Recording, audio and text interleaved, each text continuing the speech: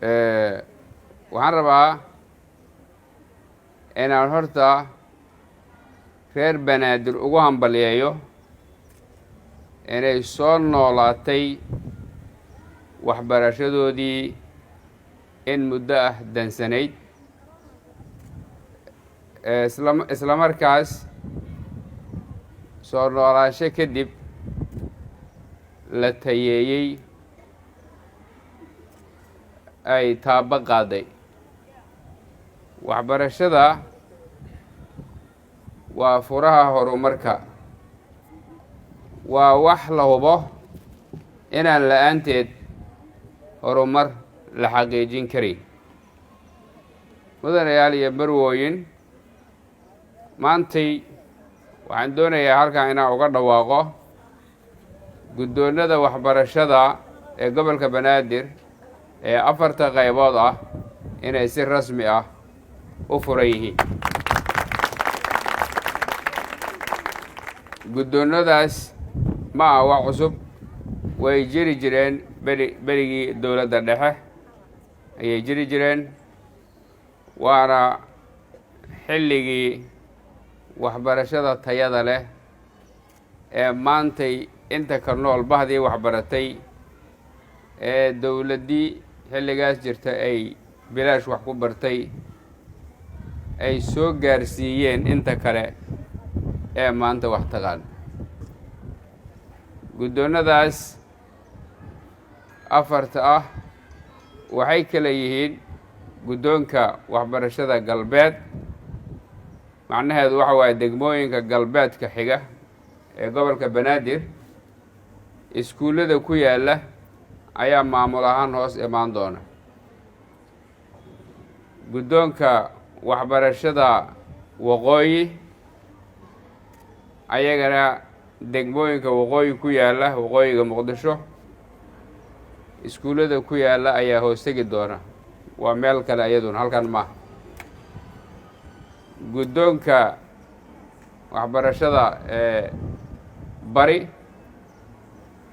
dugsiyada degmooyinka bari dhaca ku yaalla dhinaca bari ee magaalada degmooyinka dhaca iskuullada ku yaal ayuu maamuli doonaa oo uu ka warqabi doonaa. guddoonka bartamaha degmooyinka bartamaha ku yaalla magaalada bartamaheeda ma dhexdeeda degmooyinka ku yaalla iskuullada ku dhex yaalla ayaa loogu talagalay inuu isaguna si hoose u maamulo.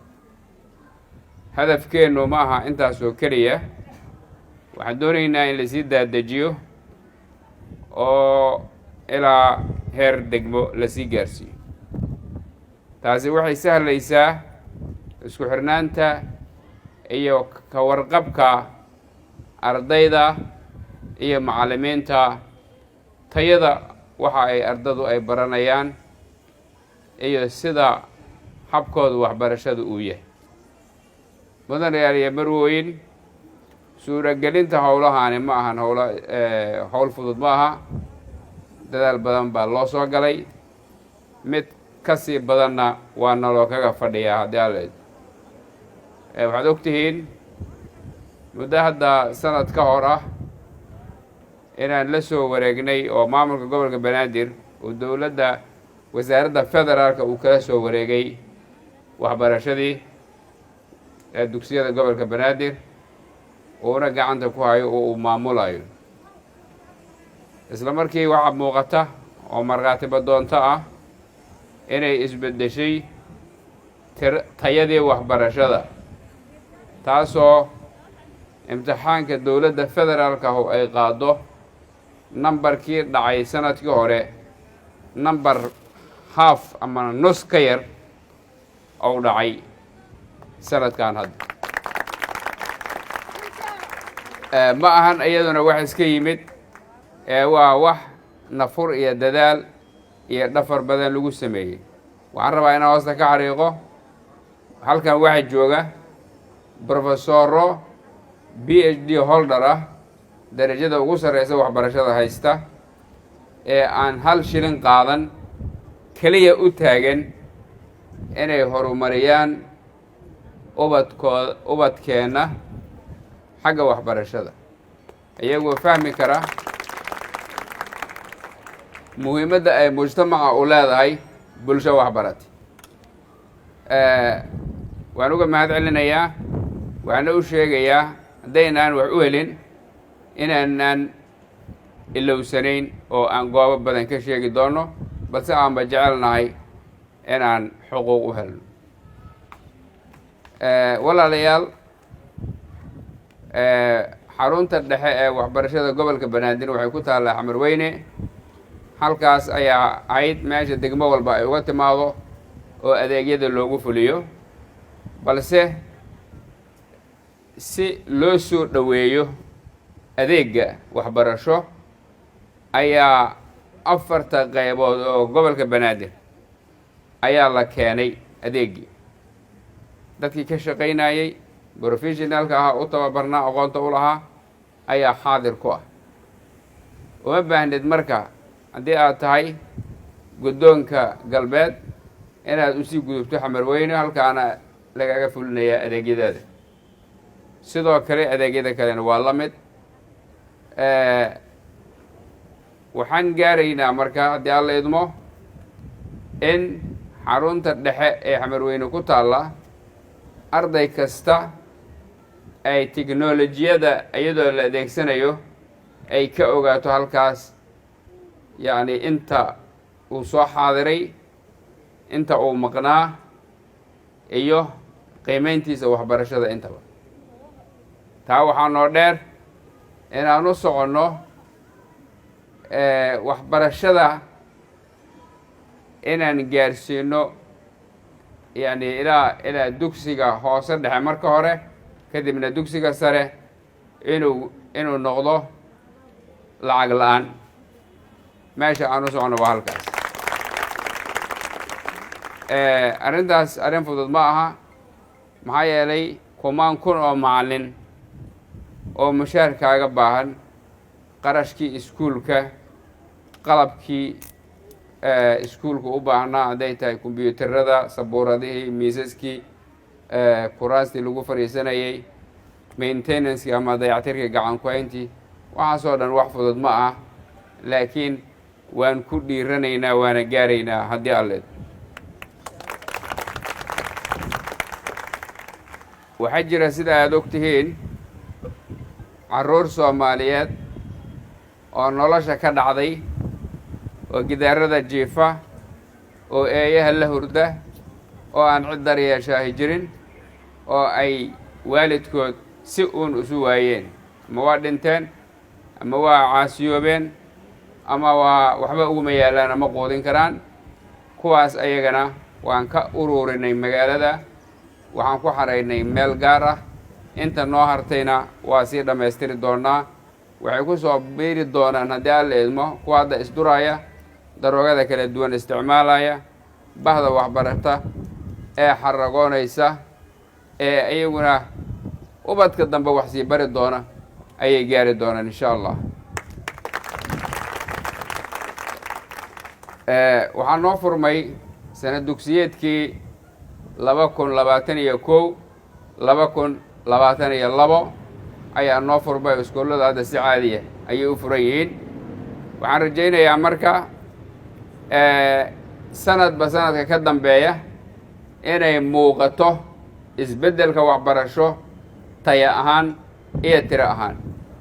taya ahaan waa la fahmay oo waa tana daba dhacday in dadkii dhacaya ay soo yaraadeen. tiro ahaantuna waa badanaysaayo waxbarashada in yar ayaa qoyska waxbarashada u aadi jirtay, maxaa yeelay qoysku ma awoodin inuu carruurta dhan iskuul usoo diro oo ka bixiyo lacagta.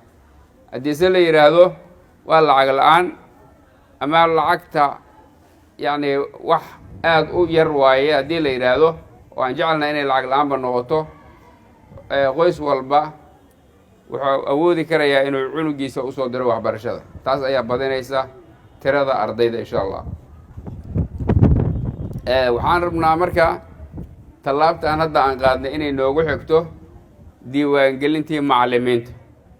maadaama iskuulladii la furay, macallimiinta waa la diiwaan gelin doonaa. kadibna waa la imtixaamayaa heerkii aqooneed ee ardayga ubadka Soomaaliyeed waxa uu barayo isagoo horta garanayo marka la xaqiijiyo ayaa loo furayaa tababar macallinnimo ama waxa la yiraahdo way of teaching intaa kadib ayaa loo ogolaan doonaa inuu macallin ka noqdo mid ka mid ah iskuullada gobolka Banaadir intaas kuma eka waxaa jiri doona kormeerayaal joogto ah oo macallinka akhlaaqdiisa ardayga akhlaaqdiisa habka macallinku uu soo jiidanayo qulubta ardada waxaasoo dhan yacni qiimeyn doona aqoonta adiga kugu jirta waxbariddu wax fudud maaha aqoonta adiga kugu jirta ayaa waxaa rabtaa inaad soo bixiso oo qof umi ah ama waxna aan qorin waxna akhrin inaad ku rakibtid gudihiisa inaad ku rakibto ilaa uu ka soo gaaro meeshaad adiga joogto ama uu sii dhaafo taasi wax fudud ma aha marka waxaan la doonayaa marka dadkii awooddaas lahaa ee suuro gelin lahaa hadafkaas inaan diiwaan gelinno mar dhow imtixaan laga qaado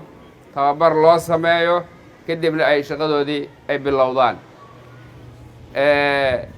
intaas marka waa tallaabaha hadda aan qaadayno tallaabaha noo yaalna ma ahan intaas waa sii badan yihiin diiwaangelinta macallimiinta kadib ayay bilaaban doontaa si rasmi ah macallin walba inuu helo ID lagu aqoonsado waa macallin ka tirsan guddoon hebel gobolka Banaadir dugsi hebel ID-gaasoo wataa waxay fududaynaysaa marka caqabadaha amni ee magaalada ka jira isagoo awood leh aan la celinayn macluumaadkiisoo dhan lahaayo ayuu insha allahu iskuulka imaan doonaa ma ka soo dibdhici doono waxaan rabaa inaan hal kelmad halkaan uga faa'iidaysto bulshada reer Waaberi waa ogahay inay yihiin bulsho horumar leh bulsho firfircoon dadnimo badan laakiin haddana xagga nadaafaddu ima cajab geliso